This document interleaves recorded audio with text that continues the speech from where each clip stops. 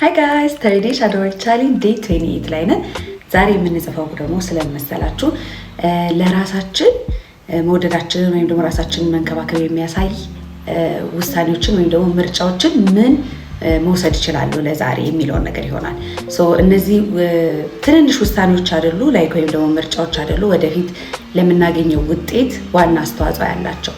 ስለዚህ በየቀኑ የምናደርጋቸው የምንወስናቸው እያንዳንዱ ነገሮች ነጋችንን በደንብ አድርገው ዲተርሚን ያደርጋሉ። ስለዚህ ዛሬ እናንተ ለራሳችሁ መውደዳችሁን ወይም ደግሞ ለራሳችሁ ያላችሁን ክብር የሚያሳይ ማለት ነው፣ ለራሳችሁ ያላችሁን ፍቅር የሚያሳይ ምን አይነት ምርጫዎችን መውሰድ ትችላላችሁ። ፎር ኢንስተንስ ሻይ መጠጣት ሊሆን ይችላል፣ ብቻችሁን ቁጭ ብላችሁ ካፌ ከራሳችሁ ጋር ጊዜ ማሳለፍ፣ ማታ በጊዜ መተኛት፣ የተወሰነ ገጽ መጽሐፍ ማንበብ፣ ሜዲቴት ማድረግ፣ ጆርናል ማድረግ፣ ዎክ ማድረግ፣ ኤኒ አክቲቪቲ ሊሆን ይችላል ማለት ነው።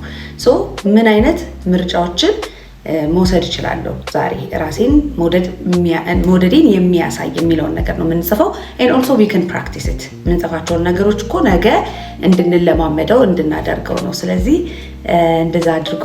ኤኒዌይስ ቻሌንጁ እየረዳችሁ ከሆነ ፕሊዝ ኮመንት ሴክሽን ላይ አሳውቁኝ። አይ ሆፕ እስከዛሬ ድረስ እየጻፋችሁ ነው ብዬ ተስፋ አደርጋለሁ። ኤኒዌይስ I love you guys. Happy Sunday. I'll see you tomorrow.